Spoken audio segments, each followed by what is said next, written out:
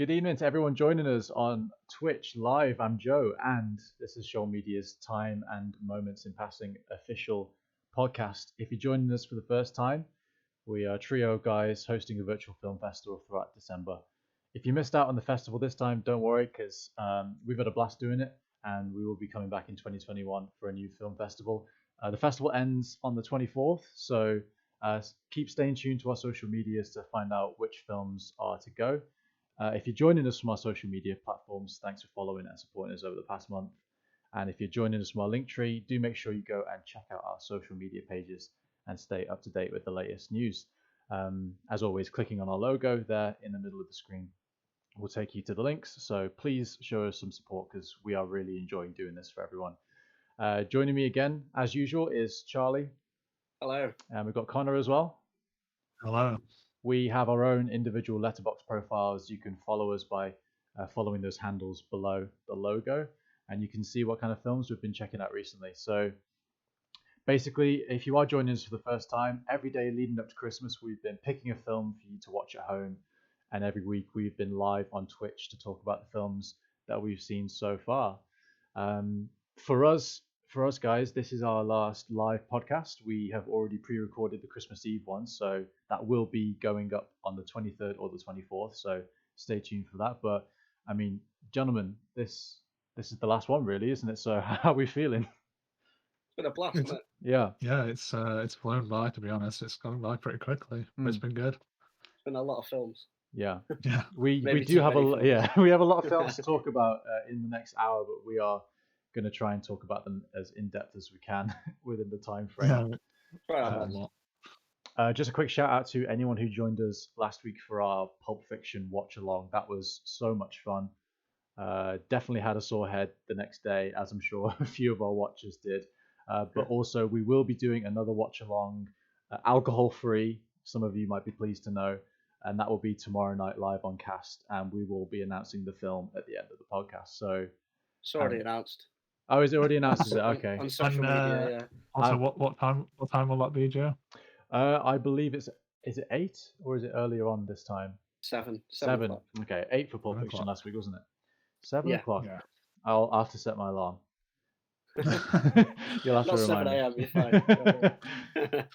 I mean, without further ado, I think we should. I mean, it's been a long week without talking to each other, so I think we should warm up with a few letterbox ratings. Oh yes. Yeah, let's go. Right. We've got 6. I've pulled 6 out of the hat. Oh. So let's start with Breathless, 3.5 out of 5. I think I feel like that's one of your favourite films, Chaz. So I don't think you'd rate it 3.5. But that's a good deduction. I think I haven't spoken to Connor enough about the French New Wave, so I'm gonna have to say it might be me because I appreciate the French New Wave for what it is, but the films I don't find the most engaging things to watch. So I'll say Joe too. Yeah, it's bang on. I'm getting good at this. There we go. There are no surprises. Right. Pokemon Detective Pikachu, 2 stars. I actually haven't watched it, so I'm out of the game. You think it's Chaz or me there? I think it's you, Connor. I'm pretty sure. Yeah, I take you for a Pokemon fan, but also maybe you were disappointed with it a little bit. I fell asleep a little bit in it, so that there we go. That influenced me. I think it was me. It was you. Yeah, I've not seen it. Is it really that bad? I mean, I heard bad things about it. It's like it's one of those things where I'm not a huge Pokemon fan. I went to see it because one of my friends is a bit of a Pokemon fan. But like, it looked really nice, and it's like they're like, oh, here's a world where Pokemon and people live together. But they didn't really make much of that world or did any world building or anything. They just had kind of just a not very good detective plot with a really predictable twist in it. So you find that a lot with sort of game and video game adaptations. Yeah, I saw in the news today that new Monster Hunter film with whatever her name is from the Resident Evil films that just completely bombed this morning. So no surprises there. So yeah, I can see your point. Yeah, all these ratings are really low. I've just noticed there's not one above 3. Um, El Camino 2.5. Ooh, I really liked that. So I, Um, if that was me, that's pretty harsh because I did think it's quite good. Maybe I don't know. yeah. I don't think it was me. I feel like I might have rated it 3 or above. I'm gonna say that's Charlie, and my reason for that is I know you really liked Breaking Bad, and I know you really hate it when franchises get milked and things don't live up to hype. So I'm pretty sure it's you. Yeah. Yeah, it's me. Yeah. Yeah. You Yeah. really It's just don't like like it when studios try and milk something, do you? nah, just like leave it when it's good, man. Mhm. That's like I feel like that a bit about Marvel at the minute. Like Yeah. Yeah. it's good, and like now you're just like it's like Star Wars as well. Like just Yeah. leave it, man. Oh, Let but it die in peace. did you watch them? Yeah. Have you watched Mandalorian season 2? Was amazing though. It I was. haven't, but Oh. I do think Rogue Have One you? and Mandalorian are really Yeah. good. Yeah. But Mandalorian is by far some of the best Star Wars content put out in a long time. Absolutely. Absolutely. yeah, I think maybe because it's not. Oh right, Rogue One was connected to the Skywalker story, but like the Mandalorian's sort of separate from it, isn't it? Which I like, it's like Yeah. its own thing. Hmm. Yeah. Yeah. Anyway, right, let's not talk about franchises. That's another talk, isn't it? Well, Yeah. we Um, will be talking about Doctor Strange at some point tonight. oh So Yeah. yeah, That's true. I've got a lot to say about that. okay. Hunger Games Mockingjay Part 2, 2.5. Me, definitely me. I'll say Joe. I'll say Joe then, because he obviously knows it's him. So Yeah, that's Joe. Oh, I can't stand Jennifer Lawrence. I just yeah, can't. I can't do it. same. Why? I don't know. As a voice coach, there's just I don't know. To sound too harsh, but I can really tell when someone isn't trained. Did you know ah, Joe did voice coaching? yeah, good one. Connor? Connor, No, did but you like did? even me, someone who knows nothing about this kind of thing, I just can't stand some of Jennifer Lawrence performances because Yeah. of like voice stuff, stuff to do with that. Like even I notice that kind of thing. You I don't just- need to spend $9,000 on a master's degree in voice to know that Jennifer Lawrence has the most, I don't know, uninteresting vocal It's performance. it's She very does- very boring. She Isn't does it? Yeah. like this. She does this thing where she like when she's like crying and she's shouting and her voice goes really like vocal fry and it just really cuts through me. I Yeah. It's like a can't deep stand fried meme. it. Yeah, just like that. So yeah, that one was definitely me. yeah. Yeah. Well, that's Joe. Yeah. Two more. We got Thunder Road 2.5. Oh well, that definitely wasn't me because I loved that film. I thought it was one of the best films that's in that year. Yeah, I haven't seen it, so it's gonna have to be Chaz. It's me. Yeah. Oh man, what? How come? What? Well, I went into it thinking there's going to be a shit About ton of Bruce Bruce Springsteen. Springsteen references, and it just fell completely flat because it didn't have any. And I was like, well, that's shit.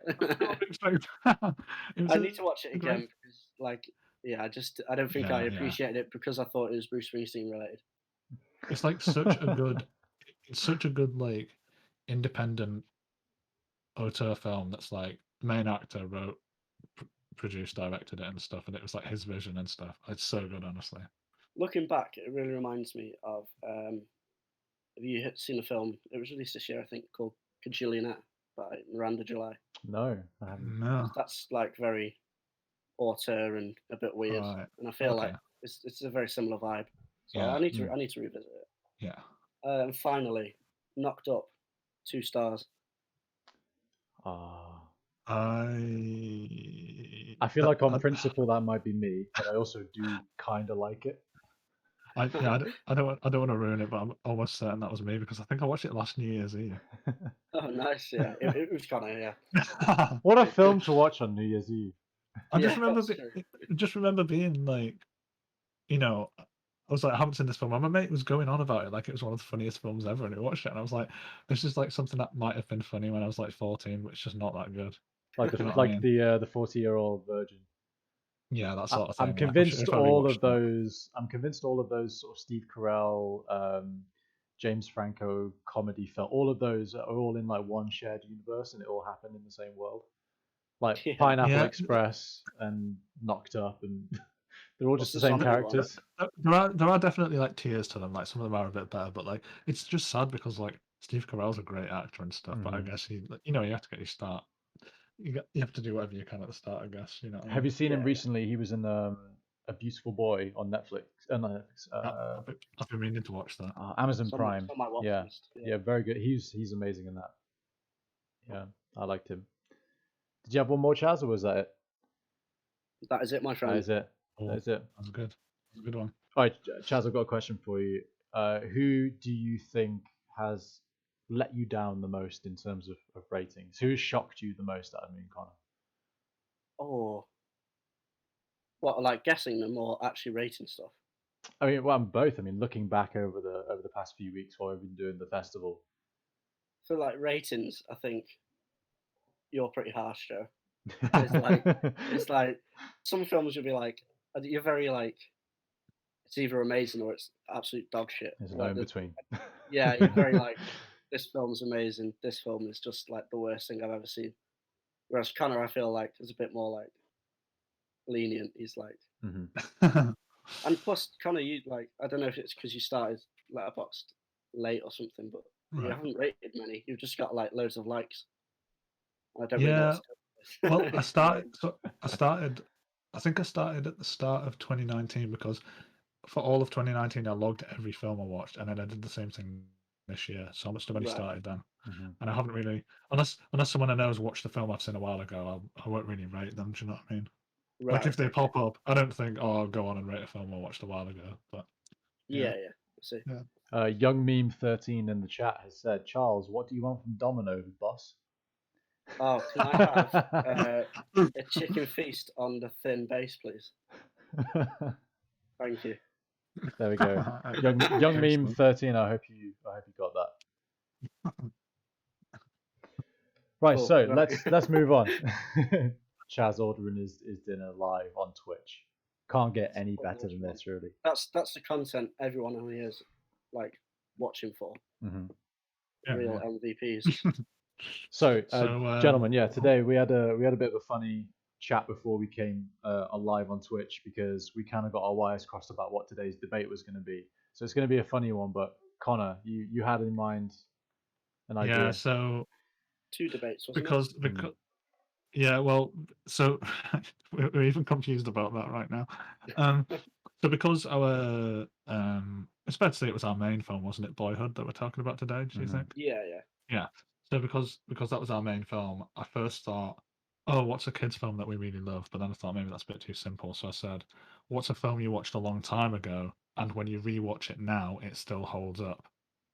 And we got a bit confused about which one we were actually doing. But let's see how it goes anyway. So we're trying to aim for the one that you've watched before and you've rewatched, and it still holds up. Mhm. So I don't know who wants to go first with their example. Up to you, Joe. Do you want to go first? Do you want to lose or do you want to win? Okay. Yeah, sure. I'll take it away. I was torn between two films, and I actually think I'm going to talk about The Shining. Okay, yeah. Purely because I watched it when I was quite young. Not quite young, but I watched it when I was sort of maybe 12, 13. Right. And I definitely didn't appreciate it at the time. And not only hadn't I seen it in such a long time, but also it is quite an old film. And still to this day, I see it at the top of lists of like the greatest horror film ever made, and it's still terrifying. And I think there are two different elements to rewatchability. You've either got the films that you rewatch because they're easy and that you don't mind just having them on as either background noise, or if you're hanging out with people and you don't mind like people chatting over the top of it.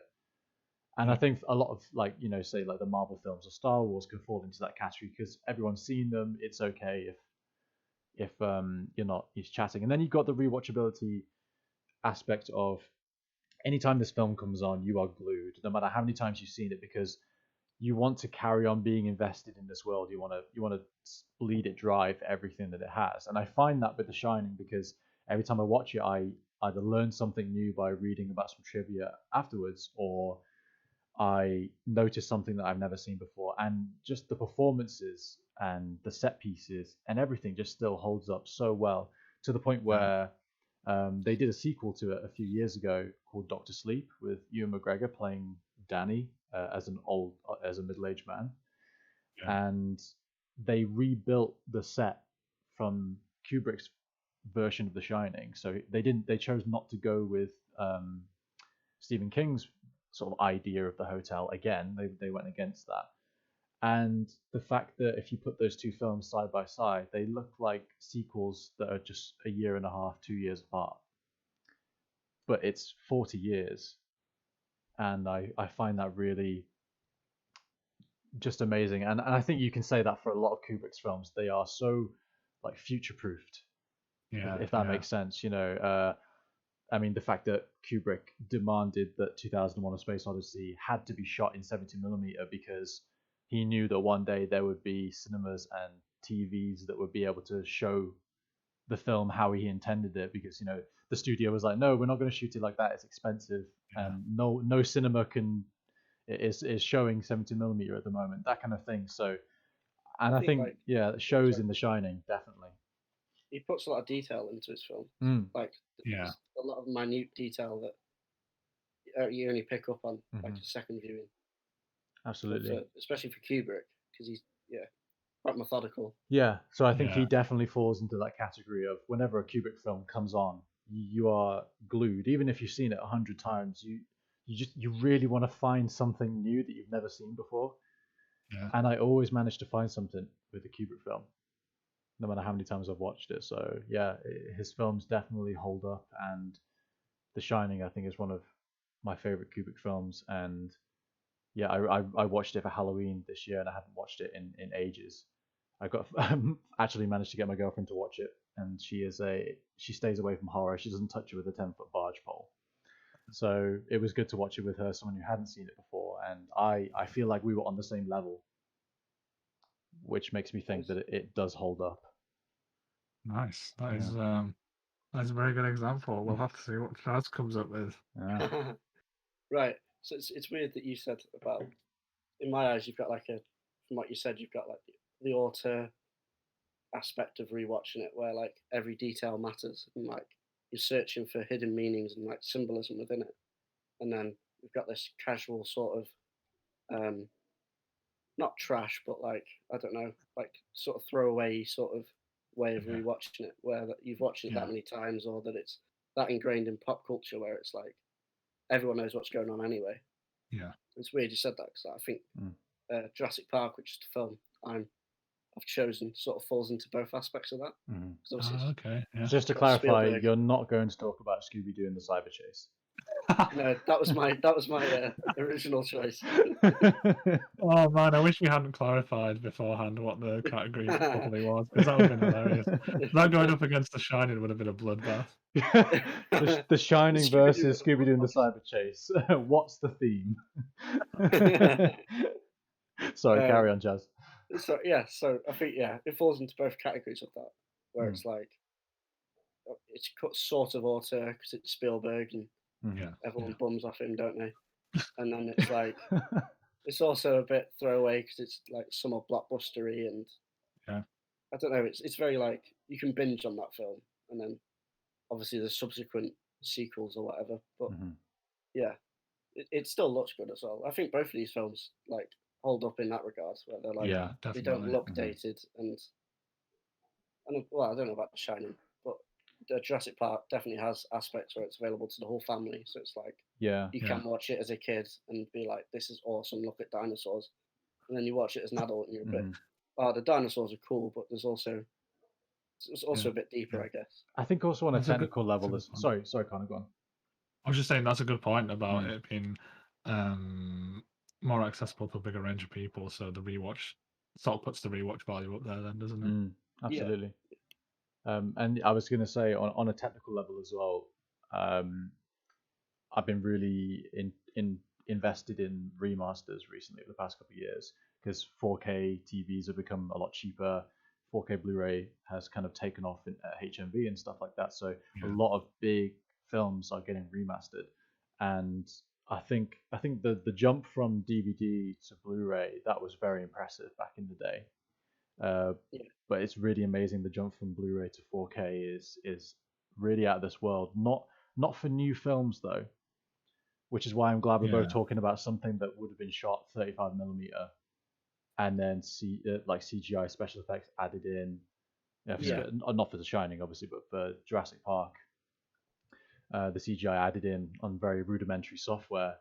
And I think I can't speak for Jurassic Park because I haven't seen its 4K remaster, but The Shining is one of the most beautiful films I've ever seen been remastered. It looks like it came out yesterday, and I Has think Jurassic Park had a 4K remaster? yeah, it has. Yeah, right. I haven't looked into the details of what they've done to it, but I mean, 35mm film has a digital equivalent of 6K, so there's definitely room for it to be remastered. Right. Whereas you got the new Jurassic World films, they've all been shot with these fancy new 4K digital cameras, but all the CGI has been done at 2K. And Right. so the whole film has then been rendered at 2K. And when you shoot digitally, you are eternalizing that picture. Yeah. And you're never going to get any more resolution from that because it's digital and it's software. So Jurassic World and its two sequels will forever be 2K. And in 50 years, when we're watching the next generation of remastered films, they're going to look awful. Whereas the original Jurassic Park 35mm, it's going to look fantastic, and it probably looks better than Jurassic World with its 4K remaster because it will technically be a higher resolution if they've used a 4K camera to rescan the negative. So yeah, I just think on a technical level, there's a lot to talk about old films holding the test of time. Yeah, I'll say one quick thing about both of them as well before I decide. Talking about technical things and technique, they were both, pioneers in. So, Jurassic Park with the CG, they paid a lot of attention to lighting and matching the lighting on the animated models to the physical scenes, and I think that helps it. Just helps it be good CG basically, and it stops it from being dated. And The Shining, I think, was the first use of a Steadicam. The cinematographer worked on creating the Steadicam, and that's something that's just used in Hollywood now all of the time. In everything, yeah, because they needed that for the shots that Kubrick wanted. So, I'm going to go with Chaz and Jurassic Park for this one. Oh, sorry. Yes. It was a very short drum roll. Yeah, very short. Because I think the point you made about it being very accessible too and the rewatchability was a good point to make. And Cheers, mate. I think the fact that it has the CG elements which still hold up works in its favour. I think that's it's really rare that you get a film that holds up in that respect. So yeah, I'm going to say Jurassic Park wins that one. GG. GG. Well GG in played. the chat. Yeah, that was actually a very good topic. I enjoyed that. Yeah, I like that. Absolutely. Maybe the best one we've had. Yeah, we are. What are we now? 2-1 to me. 2-1. Is it? Yeah. Yeah. And our viewers will have to find out who wins because we know because we've already pre-recorded it. But you'll have to stay tuned on the 23rd or the 24th, whichever day my internet decides to upload an hours long video. Right, so we have a lot of films to get through this evening. Our film of the day today, especially, was Boyhood. Marvelous film. I know Charlie's got a lot to say about it. It's one of his favorite films. I know Connor will probably have a decent amount to say about it. I definitely do. So that's good. I think we'll start there. But we've had some great films this week. We've had About Time, Doctor Strange, Arrival. We had the trilogy. I forgot the director's name. Richard Linklater. There we go. Of course, yeah, he did the other ones. Dear me. So we've kind of ventured into the romance this week before Christmas. So yeah, lots to talk about this evening. So Charlie, let's start with Boyhood. I mean, you recommended this film foremost for this festival, so I think this is what sort of kickstarted it for me. This film, it's just incredible. I sometimes I have all these eloquent thoughts about what it is and how it expresses certain aspects of life and how it records them and presents them to us in these different ways. And then I just sort of lose thought and just think, what an amazing film. So yeah, for those people that don't know that are watching, it was filmed over a 12-year period using the same actors each year, and they'd film like a 10-minute scene each year for 12 years, and then we follow this boy as he grows up and lives out his life until he gets to college. So the film ends the first day at college or uni, whatever you want to call it. So Mhm. yeah, it's just really it's like an exploration of what life essentially, and Yeah. it's small moments. It doesn't focus on the graduations or the birthdays or um, Although it whatever. does have a graduation on a birthday in it. Yeah, but Yeah, yeah. it's not like I do what you the mean. actual ceremony. It's like the Yeah, it's the bit after it. It's not like the main event. yeah, yeah. Connor, Yeah, you just absolutely yeah. You just just absolutely nailed me. smashed Charlie. Yeah, No, no. Uh, What you're saying does still stand because it isn't the graduation. It's them getting together after it to talk. They just yeah. hang out and chat. It's not like the big events. It's the Yeah. I just absolutely nailed my argument. Fair play. I proper had to mute myself then. That had me in bits. Someone else talk about it. I'm not very Uh, good at doing no, it. I completely see your point. There's it's less. I think the word I would use to back you up on is it doesn't focus on the overrated moments in life. Yeah, Like the ones that you Yeah. think that Hollywood teaches us are the ones that are going to be the best nights of our life. 21st, Yeah. prom night, graduation, losing your virginity, like all of the stuff that is supposed to be huge actually ends up being really bad. And it's the yeah. smaller moments that Yeah. we really cherish. Yeah. So yeah, I definitely agree. I think For there's instance, oh sorry, go on. no, please. I was just said, for instance, there's a moment where he's walking to meet his mum when she's doing a lecture, and we follow him with a girl who's riding a bike next to him. And that could be in any other film. That would be the moment where he meets is the woman, and they have their Yeah. first kiss, and Mm, then we follow their story, growing up and Yeah. being in love together. But mhm, we don't. It just sort of happens, and then it drifts away, and then you're left with, all right, you've got that memory, mhm, but Yeah. that's more important than the kiss. Do you know what I mean? That that's a good point, and it's made me think of another moment, which is the same kind of moment, but earlier on, where his like new stepdad makes him cut his hair, and he goes into school, and people are laughing at him because he's shaved all his hair off or whatever. Yeah, And yeah, then this girl passes him a note and says that she likes it, and they kind of lock eyes, and there's a moment there, and then nothing comes of it. It is just a yeah. moment in his life. It's it's It amazing. doesn't. Yeah, it's great. I love it. I think that really speaks again, like the overrated nature of relationships as well, like romantic relationships. And I don't know, just speaking from past experience, when I've been in a long-term relationship, in that moment you think to yourself that this is the greatest thing that's ever happened to me or will ever happen to me, and if there was ever a film or a book written about me, this would take up most of it. Yeah, but Yeah, but it's yeah, not, it never is. yeah, Because as you said, what's a 2-year relationship in an 80-year life, or yeah, what's the most amazing prom night in like 18 years of growing up, and then you go to college, and then before you know it, college is over. And I can't get enough of how this film, yeah, like Connor said, just builds you up to these overrated moments and then goes, nah, we're going to carry on looking at the smaller stuff.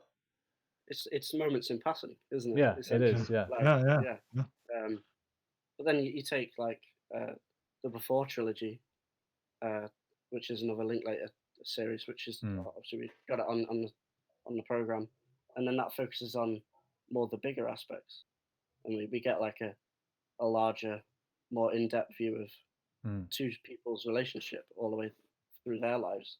So that does a similar thing where every 9 years we revisit the same couple, mm, but there's only three film sections of that. Yeah. Whereas I think Boyhood goes one step further, and it elevates that feeling of having moments from someone's life, but sequentially presented to us You can, in one viewing for Boyhood, which I yeah. think is a better way of doing it. Mm.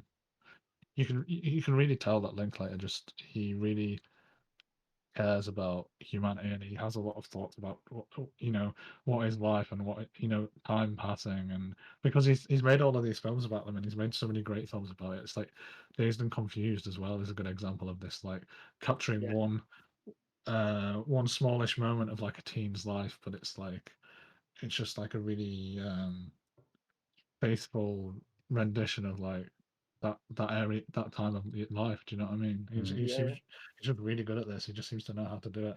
It's like in Boyhood, like the kids talk like kids, and then when they're teens, they talk like teens, and yeah, all of the people are complex. There's not one person who doesn't do something kind of shitty to someone else at some point. You know, it's Mm. yeah, yeah. he just really has a knack for seeing people and knowing how to write them.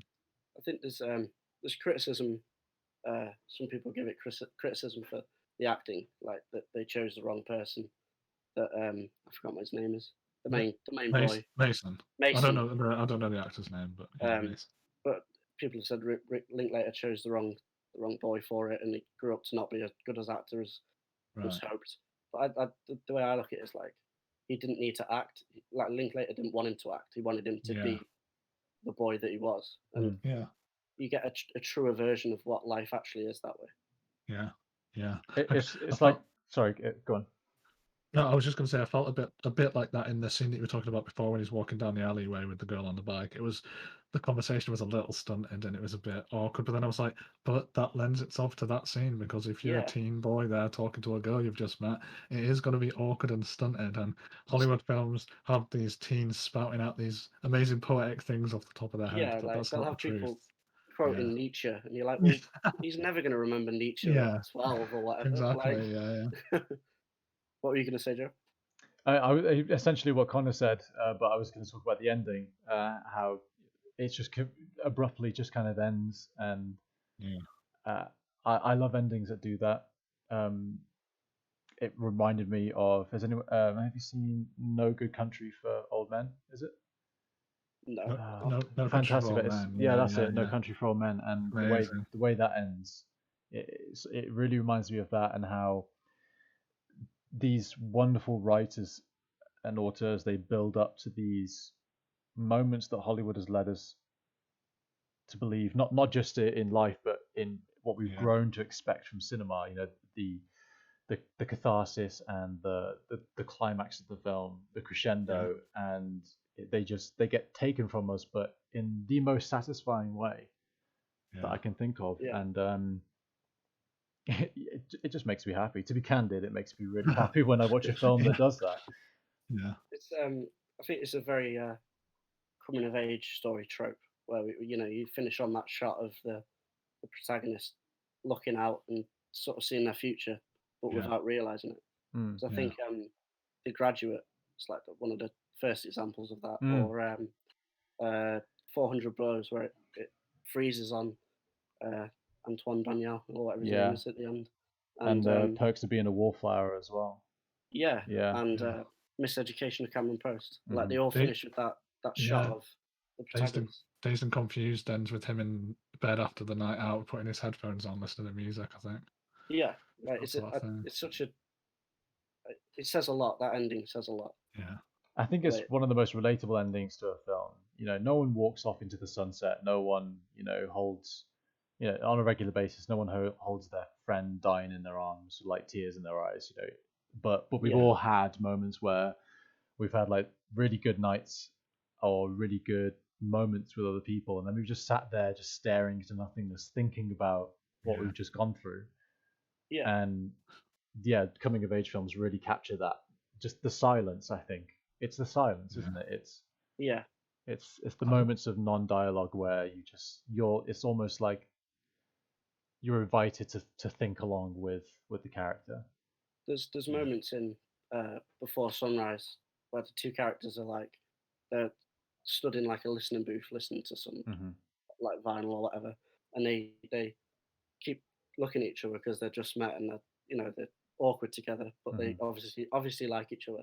And like every time Ethan Hawke looks at Julie Delphi, they're like she turns her eyes away, and then every time she looks at him, Ethan Hawke turns his eyes away. And it's just really like little moments like that Hmm. in yeah. Linklater's films are just like amazing. He does it so well. I think No, also Linklater is really good at manipulating time whilst also not having it be the centerpiece of his narrative. And what I Yeah, sort of mean by that is in Boyhood, you actually don't ever get any concrete evidence as to which time frame of the film is set in. We know it's obviously modern-ish day, modern day, Yeah. somewhat. And the only clues we get are, say pop culture references, Music, or especially. music. Yeah. But I know for a fact that the production staff were careful to only use songs and scenes which took place in or after the respective years of production. So it kind of reminds me of like a message in a bottle kind of thing. Yeah, it's Yeah. like a time Where capsule, isn't it? yeah, it's like a time capsule, Yeah. but also it's a time capsule not bound by the laws of time, because I think Boyhood could be a film set in any era and still Yeah, be definitely. completely successful.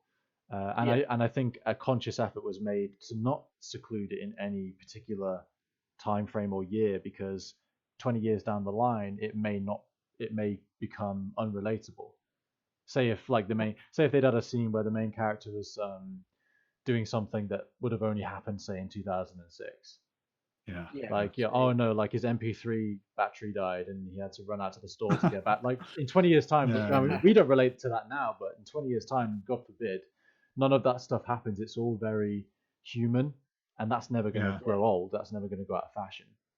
I was going to ask a question actually. I didn't know if you know this, Charles, because you'll know more about the film than me. But with these like little pop culture touchstones that they have, um, none of them seem to be like, oh god, that's dated. Like we are just saying, none of it's dated or anything. I wondered if they filmed multiple for each year, just so that when they come to edit it, they can really think of like, oh, that hasn't aged well. We should use this thing, because it seems like, if not, Richard Linklater could really see into the future and knew what wasn't going to be dated. Like he had a yeah. real knack for it. If not, so I like, think do it's you like, know anything about the production? Or? I was just, I don't know if they did that, but Yeah, I'm guessing they wouldn't. I mean, it's a lot of money to yeah, want to yeah, do it over 12 years, and then to do multiple scenes for each year is a lot of yeah. money. Mm. That's Because true. it's like we were saying about Victoria and how like they did 3 takes, and whatever mistakes were in it at Mm. that point. Like you Yeah, have to choose a take, and like, I'm guessing it'd be like that with Boyhood, where yeah, you film something, and if something's wrong, you can't really Mm-hmm. go back and fix it, which in a way is nice because it's an actual moment of the past, isn't it? Which Yeah. yeah, it suits the style and the goal of the film well. I actually believe that Linklater specifically requested that no matter how rich or famous Ethan Hawke or Patricia Arquette got, they weren't allowed to get plastic surgery over the 12 years. right. Oh Because wow, okay. it just wouldn't make sense for like a poor single mum to get like Yeah, afford plastic surgery, or Yeah, a broke single dad. Like it just wouldn't make sense. So I kind of like that little fact. that's yeah, something else we've not talked about is the way that parenthood is uh, like shown in the film. Mm-hmm. So I think it also does. I think when I watch it like 20 years time, and maybe I've got a kid or whatever, Mm-hmm. yeah, um, I think I'll look at the film very very differently to how I look at it now. Mm-hmm.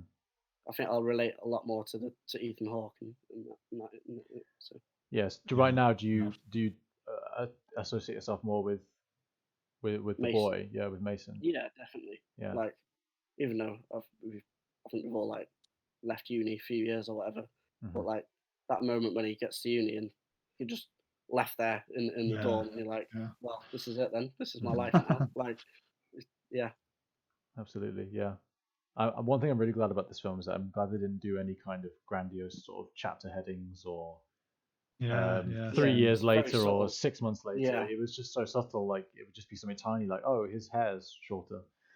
Somehow you just Yeah. know, don't you? And you're like, Yeah. oh, okay, well, we've moved on a few years, and you're just happy to accept it when you watch it. And that's what I really Yeah. like about the film, because the film is basically, it goes against everything that Hollywood tries to shove down our throats in terms of disrespecting us as spectators.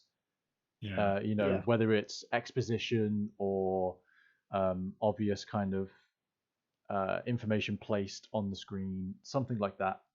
Or like the 5 years later, like Avengers Endgame didn't need to tell it was 5 years later after half of the planet was snapped away.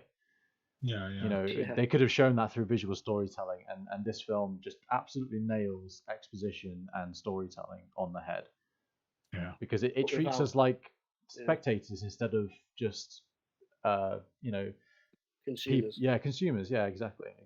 Yeah, it's like there's a scene where I think the scene beforehand was probably in Mason's family's kitchen or whatever, and then Hmm. something else happened, and then the next scene was him and his mum in the kitchen again, but he has a work uniform on, and you know, in another film he would have come in and gone, "Oh, mum, I'm just off to my second week of my new job," and they'd have to have a whole Yeah. conversation about it so Yeah. he knew.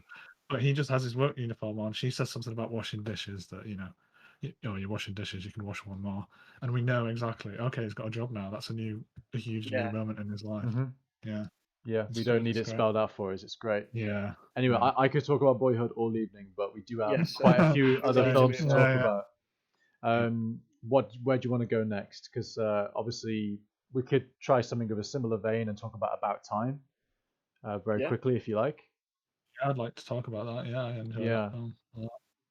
Well, my only question for you both is how much did you cry the first time you watched Oh, it? so A much. lot. Yeah, a lot, and I wasn't expecting to because Mhm. I don't think well, they probably don't advertise that what the film's really about, but I was expecting a very light-hearted rom-com, Mhm. and I got a lot more than that. So yeah, I cried quite a lot the first time I watched it, I think. Yeah. I think it does something similar to Psycho, where like, not that he kills off its main character, but like halfway through the film, you like it switches from being a rom com, and then Yeah. all of a sudden the rom com bit sort of dies off, and then you're struck with like Yeah. a connection between father and son, and it's like, All of Yeah, a oh wow, sudden, Domhnall Gleeson goes to a restaurant where you can't see anything and he stabs Mary. yeah, that's it, yeah. that's the director's cut. Yeah, Yeah. Yeah. But do you know what I mean about like, because Psycho switches halfway through, it's like, oh Mhm. well, we yeah, don't associate with that anymore. We carry on with this new thing, which is arguably better. Mhm. yeah. I have a funny quiz question for you. So uh, the film was a surprise hit in a very obscure country. The country's Okay. not obscure. I just mean for this film, it was quite obscure for it to be a hit Right. in this country. And I think on the first weekend, more than like 3 million people turned up to watch the movie, or something, or the first Wow. week or something, which is impressive. Wow. And do you have any idea which country it was? No. Wait, no, don't just say Just say no. no. Have a guess. Sorry. Let's have a guess. So it's not an obscure country, but it's just odd that this film would do so well there. Well, I don't think it's an obscure country, but it depends how Brexit you are. Taiwan. I think maybe they did really well in China or something. You're I'll say both very China. close. Vietnam. Wow. Right. Cambodia. Let me give you a hint. It's not formerly French Indochina. Okay, so it's Japan. no. Yeah. Very very close. Oh well. What, as in geographically close? Yes. South Korea. There we South go. Korea. There we go. Wow. Okay. Yeah. South Korea, North more Korea. than 3 million people watched the movie when it was in cinemas, which made it a very surprise hit. Wow. Yeah. What an obscure country. Yeah. What do I you? wonder. Sorry, go on, Connor. I'm sorry. I don't want to get too philosophical, but I wonder if it's something to do with maybe there's some huge like I don't know how to explain this now. Like some part of South Korean culture that's just like in this film somehow by accident, like some kind of because I know a lot of Asian cultures are very about family and are very collectivist culture. So I wonder if like because it has such a strong family plot, I wonder if that's something that resonates or whether it was just Yeah. a complete fluke hit or I wonder what it was that made it such a hit there. Okay, so I'm currently googling, and there is a TV series called About Time. Wait, is it the same thing though, or did people go I and see it have by accident? no idea. I don't think I so. have it that they thought it was a spin off of the TV show. That's why it was a hit. The main girl is an aspiring musical actress who has the ability to see people's lifespans. Right. So it's drama with magic realism. So it's Right. yeah, similar then. Okay, right. Came out in 2018. Interesting. Right. Okay. Yeah. Okay. Well, we'll never know. We'll never Yeah. know. It's one of life's great unanswerable mysteries. What do you both think about this? So I have quite strong feelings about this, even though I like her as an actress. but Zoe Deschanel, who was in New Girl and 500 Days of Summer, was originally Right. cast to be Mary, but she dropped out due to scheduling conflicts. And then Rachel McAdams came on, and I just can't No. see it. No, it I- would have been I- it would have been quite a different film. I think I can't imagine the more family oriented moments at the end with Zoe Deschanel. I can't really imagine that being as good. Like she is, I she love is the Rachel ultimate. McAdams in it. So. Yeah, so do I, and I just think Zoe Deschanel, I really like her, and she suits a very particular type of character, but that character was not what was written, in my opinion. Mm. So Yeah, no, absolutely. yeah, but I was interested to find that out, and I was just trying to picture her in all the different scenes. I can imagine her in the scene like when her American parents come to visit, like that sort of indie rom-com. All of those scenes would have been perfect, but having a baby, being there for her husband's sister in the car crash, that kind of thing, I don't see that. No, I Yeah. don't either. Yeah, Yeah. I agree with that. I didn't know that either. That's interesting. But speaking of the cast as well, I think About Time is a very, very British film, but half of the cast isn't even English. You have Donald Gleeson, Irish, and obviously American Rachel McAdams, and then Margot Robbie, one of her very early films, all the way from Down Under. I forgot she was in it. Yeah, I Wow. know. Yeah, mental. Did you not watch it for this podcast, Charlie? I just forgot she was in it. I forget she's in it every time I go watch it. I'm like, oh yeah, it's Yeah. Margot Robbie, isn't it? I'm sure that's the calm reaction that you have.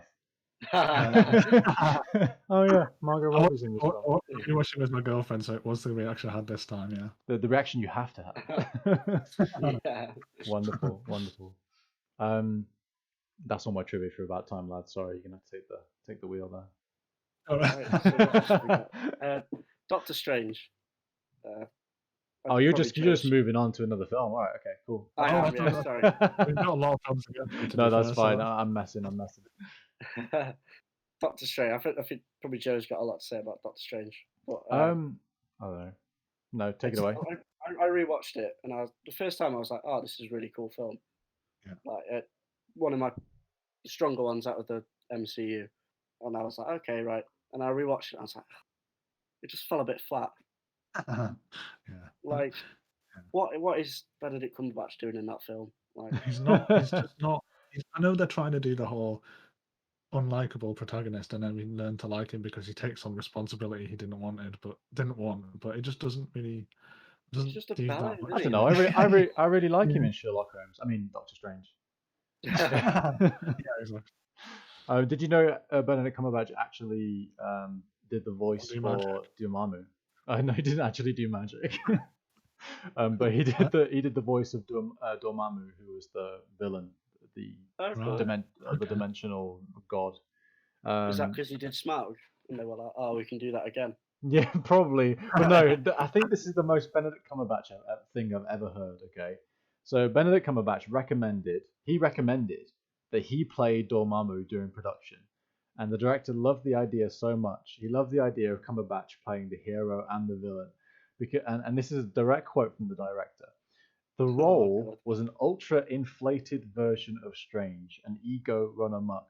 There's something interesting about this confrontation of this tiny guy with the power of time and this monstrous conqueror. I couldn't think of anybody better to interact with Benedict than himself. So yeah, Amazing. make that of you, make of that what you will. But obviously, yeah, Doctor Strange fits into the very large MCU, which I don't think we should even begin to discuss tonight because there's much more interesting films to talk about. Yeah. But obviously, it's there in the back, the big bunny ears. Please sponsor us. But I do think one thing I will say in its favor is that Doctor Strange does stand apart and stands quite well on its own without the support of the connecting narratives of the overarching MCU. I think you can watch it without it's rare that you can say, oh, watch this Avengers film. You don't need to watch all the others to get it. There's not many references to other films, is there? I think they mentioned the Avengers once, and they mentioned the eye thing as an Infinity Stone, and it's like, okay. Whereas now you've got Spider-Man 3 coming out, and apparently that's going to be like multiverse topping. So it's like, right, do you want to go to the cinema and watch Spider-Man 3? You need to watch Spider-Man 1, 2, 3, Spider-Man 1, Yeah, 2, and Spider-Man 1 and 2, and the Avengers. So yeah, yeah, that's yeah. going to be funny. Yeah. Sorry, what were you going to say, Chaz? Oh no, I was just saying, yeah, there's not many references to everything else. Whereas, like, as you say, like any other Marvel film, really, Mm-hmm. you have to sort of you have to know your Marvel, don't you? Really. Know Whereas your this Marvel. sort of, yeah, Yeah, Yeah. like if you hadn't seen any and you went to watch like Infinity War, you're not gonna have a good time at all. It's gonna be such a mess just watching that on its own. My mum yeah, actually went to watch Endgame, and on the way she was just reading a synopsis of Infinity War. nice. And she said, "That's fine, don't need to watch it." I'm like, well, that's it. We've cracked it. We know how to beat Disney now. Just Wikipedia synopses. I would really like to talk about Arrival. I know it was early on in the week, Yeah. quite a while ago now, Go for it. but I watched it a couple nights ago, and man, what a great film! Yeah, it really is. Denis Villeneuve pulling it out of the bag again, and really sort of cementing himself as an author. Even though a lot of the stuff he does is adaptations, he just makes it his own in such a compelling way. And yeah, so what can we say about Arrival? I think I don't know, similar to Boyhood. I also think that, especially the montage, very spoiler heavy coming up. By the way, if you haven't seen Arrival, Yeah, if you haven't seen Arrival, maybe just put your fingers in your ears for a little bit. there's a wonderful and very sobering montage at the start of the film in which you see the main character, portrayed by Amy Adams, go through her relationship with her child, and you see her giving birth all the way up until her child, as a teenager, is diagnosed with some incurable disease, and she passes away. And then the film begins. The plot then kicks into overdrive, and as a spectator, you are led to believe that Amy Adams is in a state of grieving for the whole film because under pressure she is very stressed, and any time that she has any kind of stressful encounter with the military, she has a flashback to a stressful time that she had with a child. And it's only at the end of the film, when all of the sci-fi elements come into play, that you realize that the extraterrestrials that have come to visit planet Earth want to give us the gift of time travel through the use of language, and they bestow upon Amy Adams' character the gift of sort of time foresight, I guess. Not time travel, but she can see into the past and the future. And in a really heartbreaking twist, you realize that she hasn't even had her baby yet, and that all of that is to come. And I think, similar to Boyhood, even though they're very, very different films in terms of genre, I think Arrival does the sort of the complete opposite in taking those really big moments, so the really small moments, and putting them in a 2-3 minute montage, as opposed to something shot over 12 years. But it does the exact same thing. It makes you really appreciate the small things in life, helping your kid with homework and stuff. Yeah. It also, as well, comparing to Boyhood, it does the visual storytelling really effectively. And this might be such an inconsequential moment to mention, but it's just one that stood out for some reason. When they're going up into the alien dropship, whatever you would call it, instead of all the characters saying like, "Oh my," the gravity shifting or whatever, which you would get in any other blockbuster sci-fi film, you'd have a scientist with them who explains what's happening in a huge exposition dump. Instead, you just have all of their electronic devices going crazy while they try and orientate, and then you have them slowly shifting with the gravity and things, and we know exactly what's going on straight away. Nobody's explaining it all to us. I think it would be a night and day difference to compare the use of exposition in Arrival with something like Interstellar. As much as I love Interstellar, Interstellar is basically 153 minutes of exposition. Yeah, absolutely. Yeah. Whereas Arrival is 2 hours of visual storytelling, and it's wonderful through the use of language as well, no doubt. Yeah, that's what interested me about it as well, because it's kind of arguing the point about how language is what determines our cognition of the world. and that's something that's just interested me anyway. So when I was, we were a bit into the film, and I found out it was about language and things, that I only was more interested in it because of that. Hmm. Yeah, I really enjoyed Arrival a lot. And I think interesting in terms of adaptation as well, and just the art of storytelling. It's adapted from a book, but the book is a Yeah. collection of short stories set around the alien invasion, not invasion, but the arrival.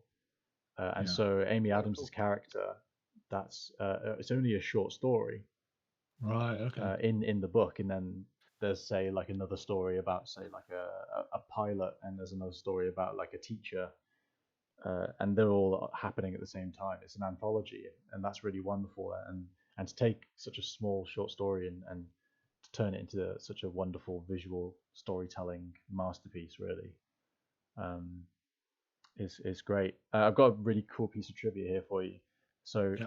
Arrival obviously builds to that really great set piece where Amy Adams must prevent General Chang from sparking war by launching an attack on the alien ships. And with space and time at her disposal, the protagonist drifts to the future where she meets Chang at a party, and he thanks her for preventing the attack, explaining how he did so because he basically said, "You told me my wife's dying words over the phone, and I've never told anyone that." So back in the Yeah. present, Amy Adams' character calls the general and repeats the words, leading him to withdraw his forces. So you get a nice circular kind of paradox thing.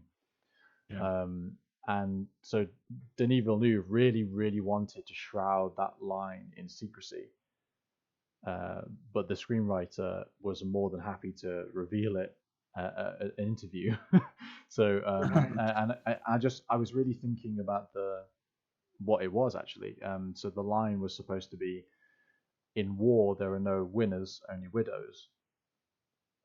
Oh, And okay. yeah, Yeah. so and the Makes screenwriter, sense. yeah, it's really nice as well. And the screenwriter said that I worked so hard on the dialogue in the Mandarin for Denis Villeneuve, and he spent weeks crafting the lines that he finally approved. And then that scoundrel goes and doesn't use subtitles in the scene. But I think it's interesting because I think that says something about the nature of language being both. It can obviously be very tangible and spoken, but if we're talking about visual storytelling as well, we didn't need to know what the Yeah, line that's true. was. But yeah, very mischievous of Denis Villeneuve there. It's Yeah. like the end of Inception when the spinning top. Yeah. Everyone's like, "Oh, does it fall over? Doesn't it?" It's like, well, you Mm. don't need to know because he's seen the kids. He's seen his kids again, and that's all that matters. Yeah. Yeah. Sort of It like, reminds me of the Lost in Translation as well. You don't know what Bill Murray says to Scarlett Johansson at the end, but it's the effect that it has on her. Like Mm. it, yeah, people yeah, always love to speculate on these things, and it's fun to speculate, but it's also like it doesn't really matter. Do you know what I mean? Mm-hmm. yeah. Absolutely. Point's already been made. Like, Yeah. Yeah. Yeah. All right. So what else is left to talk about? we have Midnight in Paris. Yep. Charlie, I know Um, that you are a big Woody Allen fan. If you're well, we allowed to can't say say that. that. No, we No. can't say that. But If anyone wants to, any lawyers listen, I'm not a big fan of Woody Allen. I just like his films. Sorry to drop you in it there, but yeah, tell us because I haven't seen it yet. So please Okay, talk about so it. Yeah.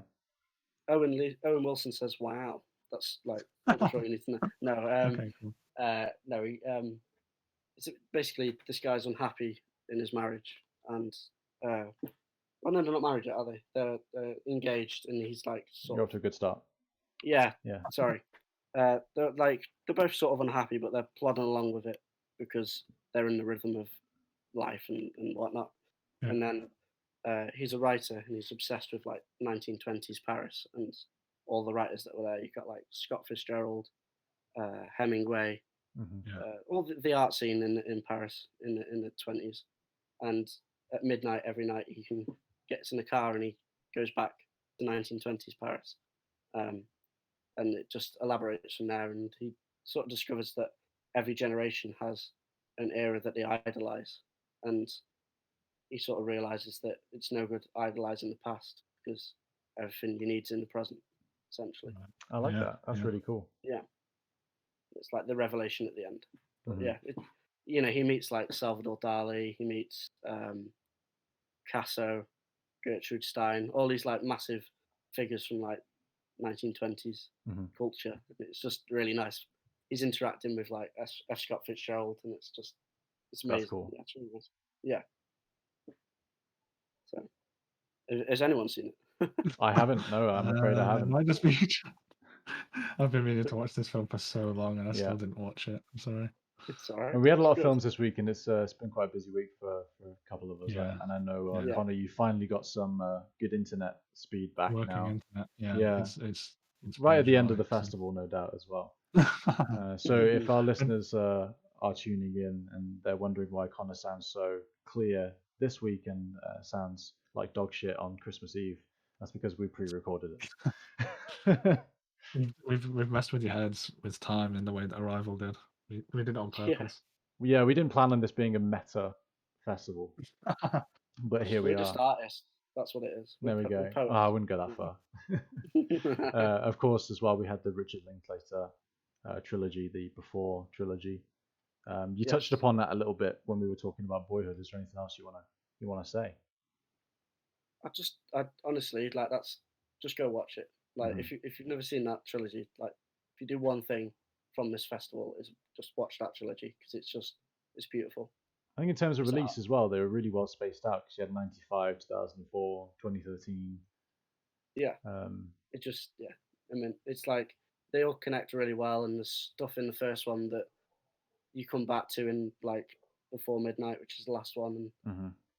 it's just they have some of the conversations they have are really like thought provoking as well. So, Okay. but not Okay. in like a pretentiously like it's understandable, like, and they make it relate to everybody, I think. Mhm. Yeah, they're like naturalistic, like in Boyhood. Yeah. There's not. Yeah, I know what you mean. Mhm. And what else did we have this week? Was the only one left is Yesterday. Yesterday. Yesterday. What a weird film. Yeah. Yeah. I don't know about that one. It's still like obviously I love the Beatles, and I think that's made me a bit bitter about it. Mhm. No, I know what you mean though. And Richard Curtis writing it as well, and Danny Boyle. Danny Boyle directed it, right? Yeah. I just Mhm. read that. Yeah. So like Expected these a people. lot more from it. Yeah, it really kind of fell flat, really, for me. Well, I'm one of those. I believe that Danny Boyle sort of had his day, and he's a little bit of a has-been now because anytime he's done like a big project recently, it's just fallen flat. Yeah. The Train Spotting sequel, I think, was just drivel. It wasn't interesting at all. The London 2012 Olympics was just a bit loud, wasn't it? No, that was in my mind, that's the only good thing I can think that Danny Boyle's done in the last 10 years. So, Fair. yeah. Yeah, I mean, I must say it's not absolute trash. No, it's not. No, No, not no. by any means. No. It's a very watchable film, Mhm. and I think that maybe it's downfall. It's watchable. It's not memorable. Okay, That's so a good would way. you That's a very say good way of putting it, actually. Watchable but not memorable. I like that'll be your Twitter review, Chaz? Yeah. So do you think it falls into that category of you can stick it on, you don't really care if people talk over it? Like you're not going Yeah, to stick it on definitely. and get hooked that much, are you? Just generally, there's not much plot to follow. As long as you know that the Beatles don't exist, but you can remember the songs. Like, Yeah. even if you're not really paying attention, you'll know what happens. Mhm. Like, and it's got banging tunes in it, so it is nice to have one in the background. I'm not sure if this is a genre or if this is an idea. Maybe you guys can help me out because I'm trying to think about it on the spot. But I'm wondering if there's such a thing as like a novelty film where the idea is such a novelty that it wears off before the credits even start rolling. Yeah, I mean, yeah, it's probably a sub thing of like a high concept film because Yesterday's a high concept film, isn't it? Like it all revolves around the singular concept of what if a guy remembers the Beatles songs when no one else knows them? What would he do with that information? Yeah, I guess that's Like novelty. Bruce Almighty. Yeah, Like something like that, or anything Jim Carrey's been in, really. Yeah. I think Midnight in Paris comes close to falling in that, but Woody Allen sort of pulls it back because of it has a bit of a meaning behind it. And About Time as well, yeah. Yeah. To bring things back to Boyhood as well, went into it worried that it would be gimmicky, and it wasn't at all. and Yeah. it wasn't just some high concept, and that was it. It was a really, really good film that I will remember for like a long time. So I That's true. think that'd be a good debate, wouldn't it, to talk about the fine line between what is sort of expositionally gimmicky and what is actually well crafted and clever. Because I know we could talk about Nolan for that matter. Like Yeah. with Inception was gimmicky, but in such a successful way, and then you've had sort of Interstellar and not Interstellar, like Tenet. Take Tenet for example, with the whole it just revolves around time reversing. Yeah. And I think it was a step in the wrong direction, but Memento, I suppose. yeah, of course. That's a good film though. Oh, it's Yeah, class. it is. So much better. It's a very, very good film. Well, I mean, that's an hour and 10 minutes, so I do think we should let people wrap up and on go with and their enjoy lives. enjoy the rest of the evening instead of listening to us talk about films. But I mean, hey, that's the last live podcast. Please don't forget to check out our podcast on the 23rd or the 24th. Stay tuned for when that's going to get dropped on our Twitch channel. We'll make sure that it's on the channel with the rest of our podcasts. And I mean, all I can say is thank you for listening in. If you want to check out our other ones, please go back and watch them and give us all a follow on our socials. We will be back. With live discussions in 2021. We that will. Sounds weird to say. Yeah. I know. Yeah, 2021. There's only a couple of weeks left of the year. What a year it's been. But this has been a really nice way to end Not it. in a good way. Yeah. Yeah. So thank you very I'll, much for our listeners. I'll make sure I get my boyhood narrative sorted for next time. and Perfect. Not say that there isn't. Not get it wrong. That's gonna haunt me. Yeah. It really is. I can't believe I had to mute myself as well. I'm already cringing. Bad. So bad. I'm definitely gonna go back and watch that and listen to it again because that'd be so funny. Anyway, thank you very much to everyone. The virtual screening tomorrow. Oh yes, of course, yeah. So we are watching Donnie Darko live on Cast at 7. We will be opening the room about 20 minutes beforehand for people to join. Come and show your faces. Come and have a chat. It is the only platform in which we can interact with you properly and hear you. So don't be shy. Come and say hello. And yeah, it's going to be fun. Yeah. Don't be shy. Come and say hi. All right. You can see why you're a fan of Woody Allen. Yeah. All right. Thank you very much, everyone. Thank you. Thank you. Bye-bye.